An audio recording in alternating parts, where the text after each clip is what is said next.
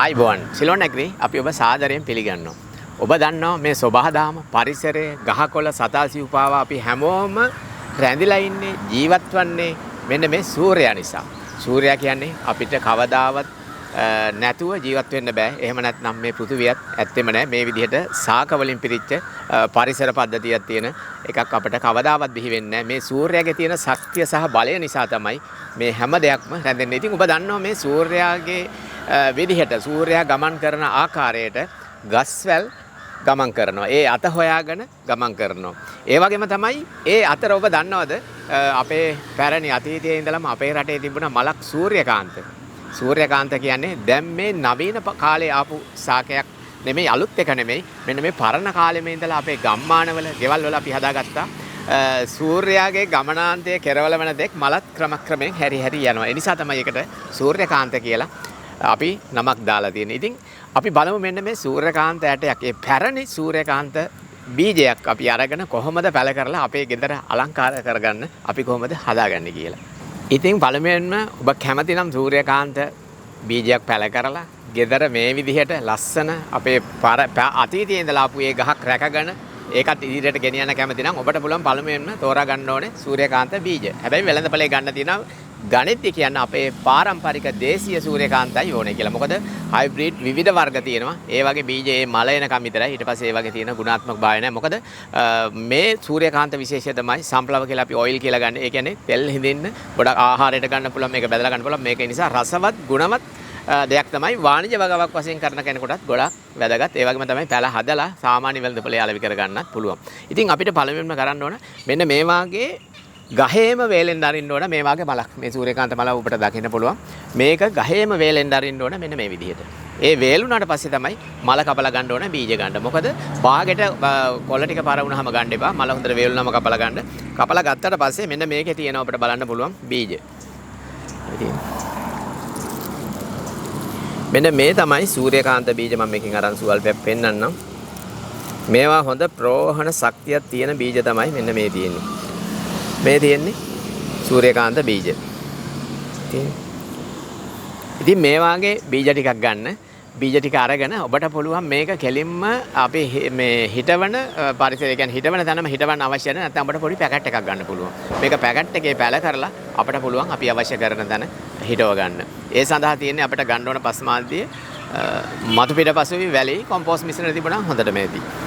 ඉතින් අපි මේක දැන් පොඩි මේ අඟල් 4 බෑග් එකකට අපි කියපු පස්මාද්දිය පුරවලා තියෙන්නේ. පුරවලා වතුරත් එකතු කරලා තියෙනවා. ඉතින් ඊට පස්සේ තියෙන්නේ මැදින් මෙන්න මේ වාගේ තැනකින් මෙන්න මේ වාගේ බීජය තියන්න. තියලා පොඩ්ඩක් බීජ දැන් තියලා තියෙන්නේ වතුරට වැහිලා තියෙන්නේ. මෙන්න මේ වාගේ පොඩ්ඩක් වහලා දාන්න. ගොඩක් වැන්න. මොකද අපි බීජ හැම බීජයක්ම හිටවනකොට බීජේ විස්කම්බේ ප්‍රමාණයෙන් 4න් එකක් වාගේ තමයි යට කරන්නේ. බීජ යන්තම් පෙන නොපෙන තියන්න. ගොඩක් යට දැම්මොත් එහෙම මේක පැලවෙලා එන්න එද්දි ගොඩක් ආපදාවලට ලක් වෙනවා. ඒ නිසා අපි බීජේ ළඟ තමයි තියලා උඩින් වහලා දාන්නේ. ඊට පස්සේ මේක විශේෂයෙන්ම දවස් 4ක් 5ක් යනකොට මේක පැලවෙනවා.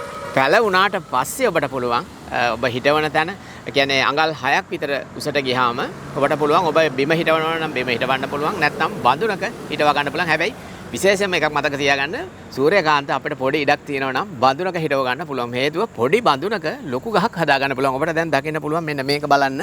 ඉතින් ඒ වගේ පොඩි පැලයක් පැල වුණාට පස්සේ කිව්වේ අඟල් 6ක් 7ක් ලොකු වුණාට පස්සේ මෙන්න මේ වගේ බෑග් එකක හදාලත් මල් ගන්න පුළුවන්. ඒ කියන්නේ පොඩි බෑග් එකක්. මේ සූර්යකාන්ත වල තියෙන විශේෂත්වය ඒක තමයි. හැබැයි ජලයයි පෝරයි තමයි අවශ්‍ය කරන්නේ. ඉතින් මේ වගේ පොඩි බෑග් එකක හිටව ගන්න පුළුවන්. ඒ හිටව ගන්න බෑග් එකක බලන්න මේ ඇවිල්ලා තියෙන මල. ඉතින් මේ මලේ විශාලත්වය තීරණය වෙන්නේ අපි හිටවන බඳුන අණුව තමයි. මොකද ලොකු බඳුනක දැම්මොත් ලොකු මලක් එනවා. බිම හිටේපොත් ලොකු කොට වල කපලා කොම්පෝස්ට් කාබනික පොර හොඳට පුරවපොත් ලොකු මලක් එනවා. ඒ වගේම තමයි මේ මල් වලින් මල පිපුණාට පස්සේ ඊළඟ පරිවාර මල් ගොඩක් එනවා. ඒ කියන්නේ හැම කොලයකින්ම තව පොඩි පොඩි මල් එනවා. ඒක තමයි සූර්යකාන්ත ගහේ තියෙන විශේෂත්වය. ඉතින් ඒ විදිහට බඳුන අණුව තමයි මලේ විශේෂත්වය දෙන්නේ. ඔබට පුළුවන් මේ බලන්න මේ ලොකු මල අරන් තියෙන මේ බෑග් එකේ තියලා මෙන්න මේ වාගේ බඳුනක මේ විස්කම්බේ අඟල් 9 බඳුනක්. මේකේ තියලා තමයි අර පැකට් එක පිටින්ම අපි හිටවලා තියෙන්නේ. මේ වාගේ ලොකු මලක් ඇවිල්ලා තියෙන්නේ ඒකේ. හැබැයි සති දෙකකට වතාවක් ඔබ දාන පෝර විශේෂයක් දාන්න ගහ හැදෙන මල් එන පෝර ඔබට භාවිතා කරන්න පුළුවන්. ඉතින් මේ දකින්න තියෙන මේ බලන්න පත්‍රයක් එක්ක එන අත්තක මේ වාගේ මලක් එනවා. මේ මලත් ලොකු වෙනවා. ඒ හේතුව තමයි හැබැයි පෝරයි ජලයයි එකතු කරන්න. ඒ වගේම තමයි බඳුනේ ප්‍රමාණය අනුව තමයි මේ එන පරිවාර මල් ටිකත් ලොකු වෙන්නේ. ඉතින් මේ ඉස්සෙල්ලාම මේ මල වේලෙනවා. මේ මල වේලෙනකොට කපලා අයින් කරගන්න. ඊට පස්සේ මේ මලුත් ලොකුවට එනවා. ඒ වගේම තමයි විශේෂ ලෙඩ රෝග නම් ගොඩක් අඩුයි. නමුත් ඔය කොල කොරි වෙන එක නැත්නම් දලඹුවෙක් හරි සමනලු බිත්තරයක් දාලා කන එකක් තමයි තියෙන්නේ. ඔබට ඒ වෙනුවට කෘමිනාශකයක් හරි මොනවා හරි යොදන්න. නැත්නම් විශාල හානි සිදුවන්නේ නැහැ. මේ කොලේ තියෙන පොඩක් රෆ් ගතියක්. ඒකින් තමයි ගොඩක් සත්තු මේකට ආකර්ෂණය වෙන ගතිය ගොඩක් අඩුයි. ඔබට සාමාන්‍ය විදිහට සූර්යකාන්ත ගහක් ඔබේ ගෙවත්තේ හදා ගන්න පුළුවන්. ඉතින් ඔබට පුළුවන් එතකොට ඔබේ ගෙවත්ත අලංකාරවත් කරන්න. ඒ වගේම තමයි මේක පොඩි අයව දැනුවත් කරන්න ඕන මේ මල ගැන. ඒත් එක්ක එයාලා පරිසරය ගැන ලොකු දෙයක් ඉගෙන ගනි. මේ සූර්යයාගේ තියෙන වටිනාකම. ඉතින් ඔයාලට ගොඩක් දෙනෙක් මේ ළමයෙකුට මේකේ ලොකු කතාන්තරයක් කියලා දෙන්න පුළුවන්. සූර්යකාන්ත ගහ ගෙදර තියෙනවනේ. ඉතින් ඒ වගේම තමයි ඔබට පුළුවන් ඔබට අවශ්‍ය කරන පැල අවශ්‍ය නම් ඔබට ඇවිල්ලා බලලා කරලා ගන්නත් පුළුවන්. කටානේ තමයි සිලෝන් නැග්දී අපගේ ආයතනයේ තියෙන ඔබට ගොඩාක් පැල වර්ග, ඖෂධ පැල වර්ග, මල් පැල, පළතුරු ගෙඩි සහිත බඳුන් ඒ වගේ ගොඩාක් දේවල් අපේ ආයතනයේ තියෙනවා ඔබ වෙනුවෙන්ම හදලා. ඒ වගේම තමයි ඔබට එන්න අපහසු නම් ඔබට පුළුවන් ඔබ ලංකාවේ කොහේ හිටියත් පැල ඔබේ නිවසටම ගෙන්නා ගන්න. ඒ සඳහා ඔබට කරන්න තියෙන්නේ www.ceylonagri.lk කියන වෙබ් අඩවියට පිවිසලා ඔබට අවශ්‍ය කරන පැල ඇනවුම් කරන්න. ඒ වගේම තමයි ඔබ තාමත් අපගේ YouTube නාලිකාව subscribe කර නැත්නම් ඔබ අපේ channel එක subscribe කර bell icon එක click කරොත් ඔබට පුළුවන් අපි දමන අඟනා වීඩියෝ ඒ සැනින්ම නරඹන්න. ඔබට සුබ දවසක්.